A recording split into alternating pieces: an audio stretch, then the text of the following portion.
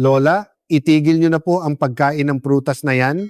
Nang sabihin ito ng kanyang apo, nagalit ang 82 taong gulang na si Lola Corazon Reyes. Napakasustansya kaya nito. Ngunit pagkalipas ng 3 buwan, pumanaw ang lola. Magandang araw po. Ako po si Dr. Rodrigo Lim, isang doktor na 35 taon nang gumagamot ng mga pasyenteng senior citizen. Ikinukwento ko po ito dahil ginawa ko ang video na ito dito sa Gintong Kalusugan sa pagnanais kong magkaroon kayo ng mas malusog na buhay. Si Lolo Jose Santos, 78 taong gulang, ay sumunod sa aking reseta at sa loob lamang ng 3 linggo ay naging normal ang kanyang blood sugar at ngayon ay nakikipaglaro na siya ng football sa kanyang apo. Ano ang sikreto? Itinigil niya ang pagkain ng 3 mapanganib na prutas na tatalakayin ko sa video ngayon. Ang mga prutas na buong buhay nating pinaniwalaang masustansya ay nagiging lason pagkatapos ng edad 60. Lalo na maililigtas ninyo ang inyong buhay sa pagtigil lamang sa pagkain ng pinakamapanganib na prutas na iyon. Simple lang po ang paraan. 3 bagay lang ang kailangan ninyong iwasan. Kung panonoorin ninyo ang video na ito hanggang sa huli sa loob ng 3 buwan, ay babata ng 20 taon ang inyong katawan at mas magugulat pa ang inyong mga anak kaysa sa inyo. Ngunit kung hindi ninyo ito malalaman, maaari kayong mamatay ng maaga tulad ni Lola Corazon Reyes. Libre lang po ang pag-subscribe at pag-like. Pakisulat po sa comments kung anong prutas ang madalas ninyong kainin. Magsimula na po tayo ngayon. Ang pagkakasunod-sunod ay mula sa ika 3 hanggang sa ika 1 pwesto. Lalo na ang prutas na ibabahagi ko sa ika, 2 pwesto talagang kailangan ninyong malaman. Dahil ang pagtigil lamang sa pagkain nito ay maaring magligtas ng inyong buhay. Una, magsimula tayo sa ika 3 pwesto. Ito po ay ang ubas. Marahil marami sa inyo ang magtatanong, naku, bakit ubas? Hayaan ninyong ikwento ko ang nangyari kay Lola Elena Cruz. 74 taong gulang na pumunta sa klinika ko noong nakaraang buwan. Si Lola Elena na nakatira sa Makati City ay isang taong napakahusay mag-alaga sa kanyang kalusugan.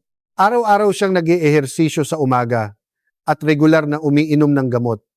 Ngunit isang araw, bigla na lang siyang hinimatay. Doktor, no umagang iyon, kumain ako ng isang buong kumpol ng ubas. Dala kasi ng apo ko kaya sarap na sarap akong kumain. Ito ang sinabi sa akin ni Lola Elena sa emergency room. Ang isang kumpol ng ubas ay tinatayang naglalaman ng asukal na katumbas ng 15 pirasong sugar cubes. Para sa isang bata, maring okay lang to. Pero kapag mahigit 60 na ang ating lapay o pancreas, ay hindi na gumagana tulad ng dati. Nababawasan sa kalahati ang kakayahan nitong magproseso ng asukal. Kaya kung tulad ni Lola Elena na kumain ng maraming ubas, nagsisimulang magkaroon ng mga kakaibang bagay sa katawan. Biglang bumibigat ang pakiramdam, nagiging madalas ang pag-ihi at palaging nauuhaw.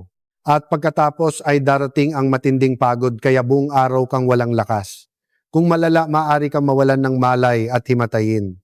Kung ganoon, hindi na po ba ako pwedeng kumain ng ubas? Tanong ni Lola Elena. Hindi naman po. Kung gusto ninyong kumain ng ubas, 10 buti lang po sa isang araw.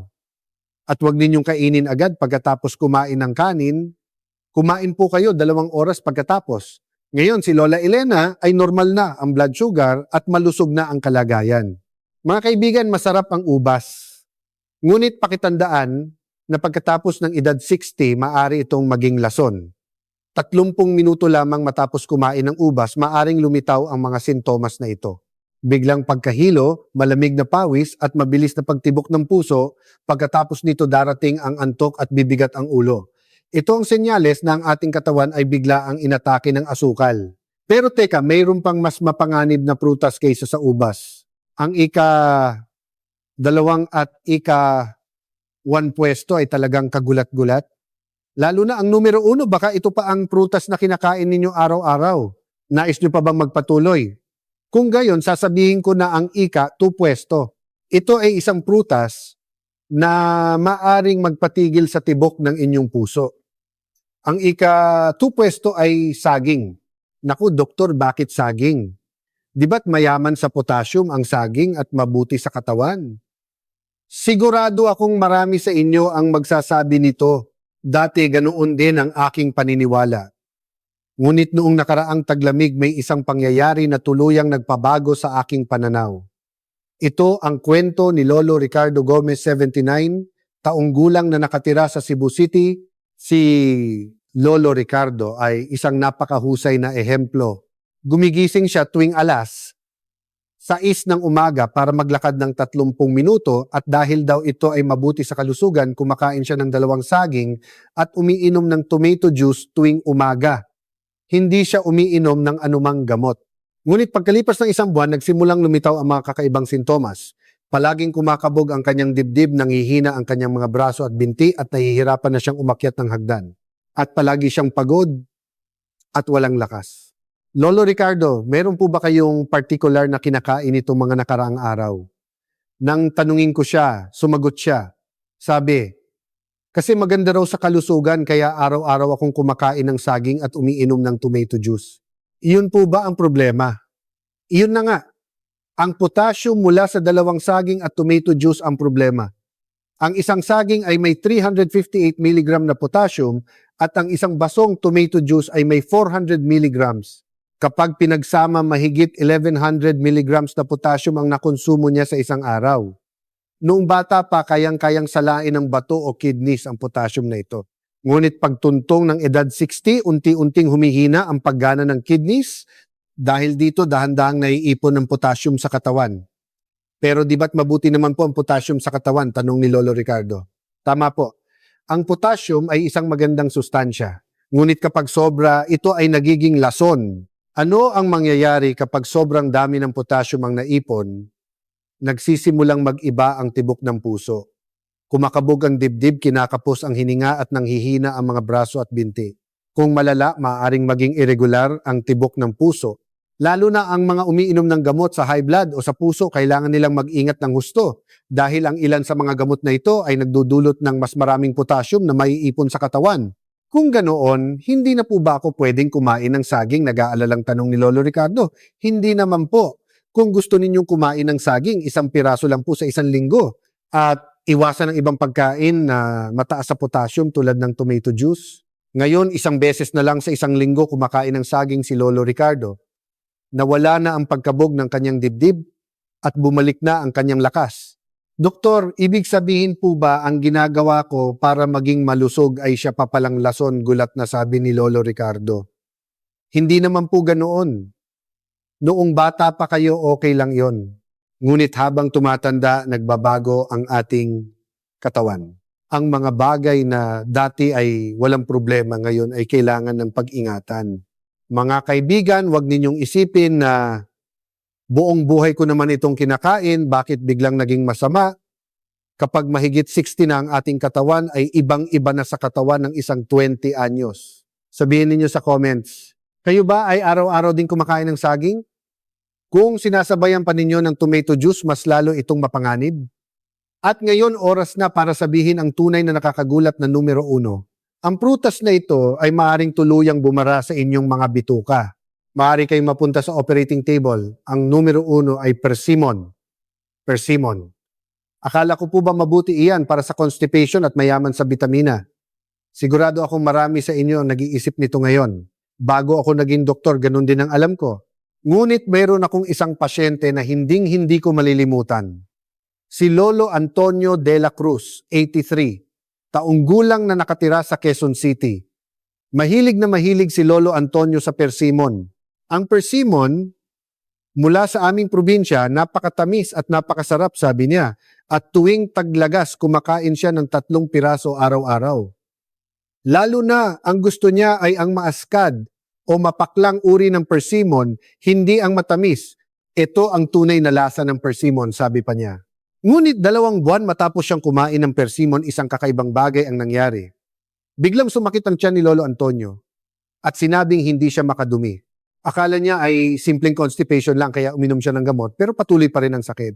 Nang dalhin siya ng kanyang pamilya sa emergency room, kinapako ang tiyan ni Lolo Antonio at may naramdaman akong isang matigas na bukol. Agad kaming nagsagawa ng CT scan at talagang nakakagulat ang resulta. Ang kanyang tiyan at bituka ay puno ng mga bagay na parang bato.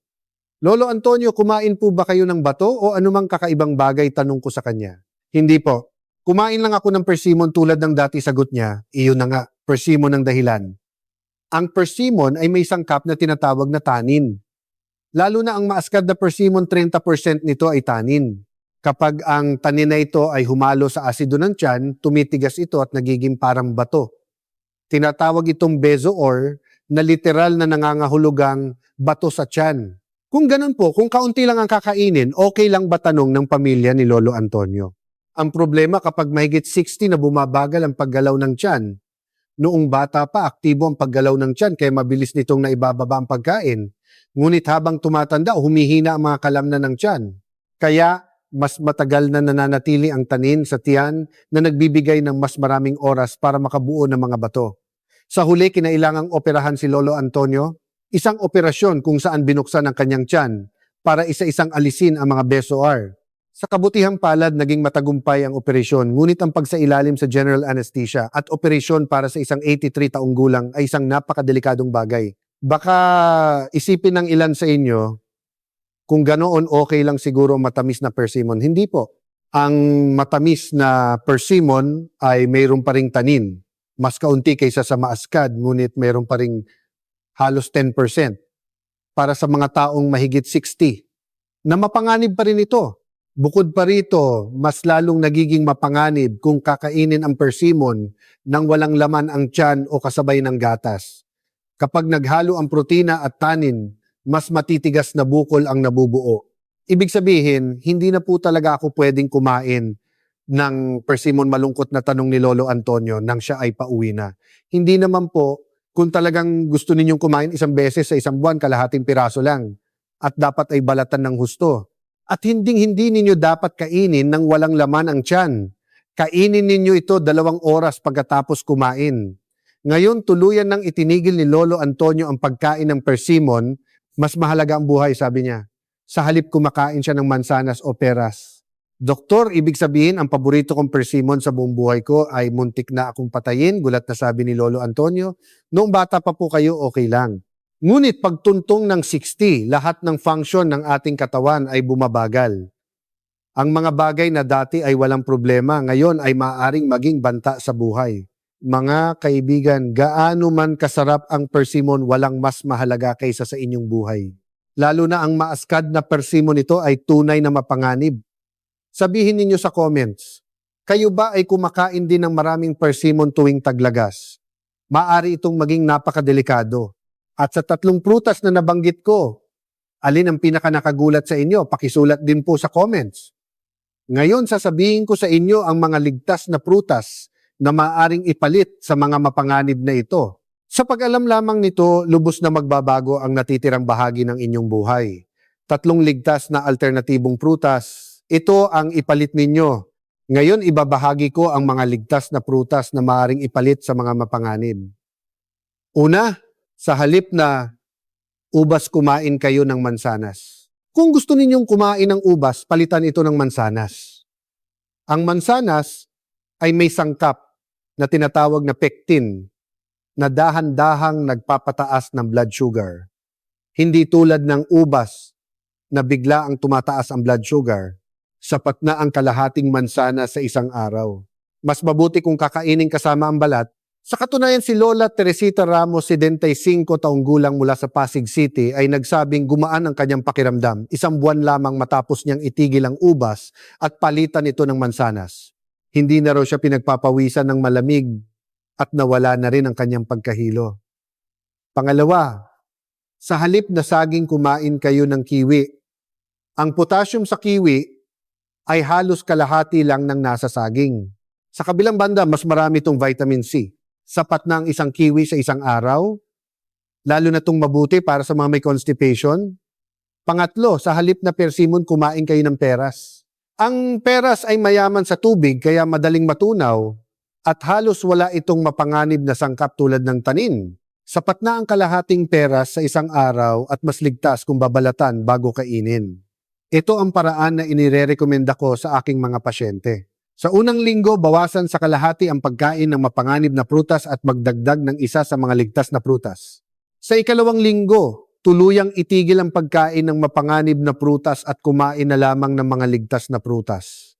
Ang ikatlong linggo ay ang panahon kung saan nasasanay na ang katawan sa bagong gawi sa pagkain ng prutas. Karamihan sa mga pasyente ay nagsasabing bumuti ng husto ang kanilang pakiramdam pagkatapos ng 3 linggo. Kung ang isang miyembro ng pamilya na kumain ng mapanganib na prutas ay magpakita ng ganitong sintomas, agad siyang dalhin sa ospital. Kung biglang sumakit ang tiyan at nagsusuka, o kung malakas ang pagkabog ng dibdib, o kung nangihina ang mga braso at binti at hindi na makatayo, tumawag sa 911. Lalo na kung kumain ng persimmon at hindi nakadumi sa loob ng 3 araw, ito ay isang napakadelikadong sitwasyon. Mahalaga ang pagpapalit sa mga ligtas na prutas na nabanggit ko kanina, ngunit mas mahalaga ang tuluyang pagtigil sa pagkain ng mapanganib na prutas. Ituturo ko sa inyo ang mga praktikal na paraan kung paano ito tuluyang ititigil. Unang paraan, simulan sa paglilinis ng refrigerator. Itapon ang lahat ng ubas, saging at persimmon sa inyong bahay. Alam kong marami sa inyong manghihinayang, ngunit mas mahalaga ang inyong buhay. Matapang na alisin ang mga ito at palitan ng mansanas, kiwi at peras. Pangalawang paraan, sabihin agad sa inyong pamilya. Malinaw na sabihin sa inyong pamilya na hindi na kayo kakain ng 3 prutas na ito. Baka kasi ang inyong mga anak, sa kagustuhang magpakita ng pagmamahal, ay bilhan kayo ng ubas o persimmon. Sabihan sila ng maaga na palitan ito ng mga ligtas na prutas. Si Lola Felicia Mercado, 77 taong gulang mula sa Cebu, ay ganito ang sinabi sa kanyang anak. Anak, wag mo na akong ibili ng ubas, peras na lang. Iyon ang mabuti para sa kalusugan ni nanay. Naunawaan naman ng anak niya at ngayon ay peras na lang ang dinadala sa kanya. Pangatlong paraan, mag-ingat sa pamimili sa grocery. Kapag nasa grocery, wag huminto sa fruit section. Lalo na sa panahon ng taglagas, kahit gaano kaganda ang pagkakaayos ng mga persimmon, lampasan ninyo lang ito. Sa halip, dumiretso sa seksyon ng mga ligtas na prutas. Kung talagang gusto ninyong kumain ng prutas, gumawa ng listahan bago mamili. Isulat ang 3 mansanas, 5 kiwi, 2 peras, at iyon lang ang bilhin. Ika-4 na paraan, mag-ingat din sa mga restaurant. Minsan, may inihahaing prutas bilang dessert sa restaurant. Lalo na sa mga fine dining, kung ubas o persimmon ang inihaing, magalang na tumanggi. Pasensya na. Pakialis na lang po ang prutas ang sabihin ninyo. Walang dapat ikahiya. Mas mahalaga ang inyong kalusugan. Ika-5 paraan, maghanda ng alternatibong merienda. Para sa mga oras na gusto ninyong kumain ng prutas, maghanda ng mga ligtas na merienda. Maghiwa na ng mansanas at ilagay sa ref o hatiin ang kiwi sa gitna para madaling kainin gamit ang kutsara. Ang mga pasyente ko na nagtagumpay sa pagsunod sa mga paraang ito ay may isang pagkakatulad, ang tulong ng pamilya. Mahirap kung mag-isa, ngunit mas madali kung kasama ang pamilya.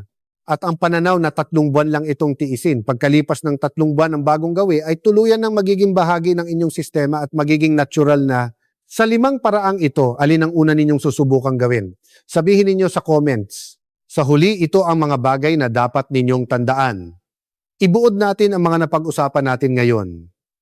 Una, mayroong 3 mapanganib na prutas na dapat iwasan pagkatapos ng edad 60. Ika. 3, ang ubas ay bigla ang nagpapataas ng blood sugar na nagdudulot ng pagkahilo at panghihina. Ang isang kumpol ng ubas ay katumbas ng 15 sugar cubes na asukal na pumapasok sa katawan at nagpapahirap sa lapay.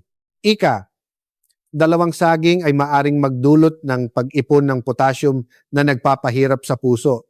Lalo na kung isasabay sa tomato juice, mas lalo itong mapanganib. Kapag mahigit 1100 milligrams na potassium ang pumasok sa katawan sa isang araw, maaring magdulot ito ng pagkabog ng dibdib at panghihina. At ang numero 1, ang persimmon, ay maaring makabuo ng bezoar na bumabara sa bituka at maaring mauwi sa operasyon. Ang 30% na tannin sa maaskad na persimmon kapag humalo sa asido ng tiyan ay tumitigas na parang bato at maaring magdulot ng napakadelikadong sitwasyon. Pangalawa, mayroong mga ligtas na alternatibong prutas. Palitan ang ubas ng mansanas, saging ng kiwi at persimmon ng peras. Ang pectin sa mansanas ay dahan-dahang nagpapataas ng blood sugar, ang kiwi ay mababa sa potassium pero mayaman sa vitamin C at ang peras ay mayaman sa tubig kaya hindi mabigat sa panunaw. Pangatlo, para tuluyang itigil, simulan sa paglilinis ng refrigerator at sabihan agad ang pamilya. Mahirap kung mag-isa kaya humingi ng tulong sa pamilya at pagkatapos ng 3 buwan ng pagtitiis, ang bagong gawi ay magiging permanente na. Kung magkaroon ng emergency, ito ang gawin. Kung nakakain ng maraming ubas, uminom ng maraming tubig at umupo ng tahimik sa loob ng 30 minuto, kung nahihilo, humiga agad at kung pinagpapawisan ng malamig o mabilis ang tibok ng puso, ipaalam sa pamilya. Kung nakakain ng maraming saging, obserbahan kung kumakabog ang dibdib. Kung nanghihina ang mga braso at binti o kinakapos ang hininga, agad na pumunta sa ospital. Lalo na ang mga umiinom ng gamot sa high blood, kailangan mag-ingat. Kung nakakain ng persimmon, obserbahan ng mabuti ang pagdumi sa loob ng 3 araw. Kung hindi makadumi o sumasakit ang tiyan, agad na pumunta sa emergency room. Kapain ang tiyan at kung may matigas na bukol, huwag nang magtiis at tumawag sa 911. Simula ngayon, sa pag-iwas lamang sa 3 prutas na ito, lubos na magbabago ang inyong buhay.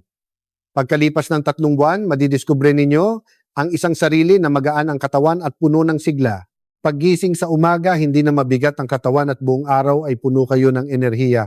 Mababawasan ang pagpunta sa ospital at hindi na kayo magiging alalahanin ng inyong mga anak. Maririnig ninyo ang mga salitang tatay-nanay, gumanda po ang lagay ninyo ngayon.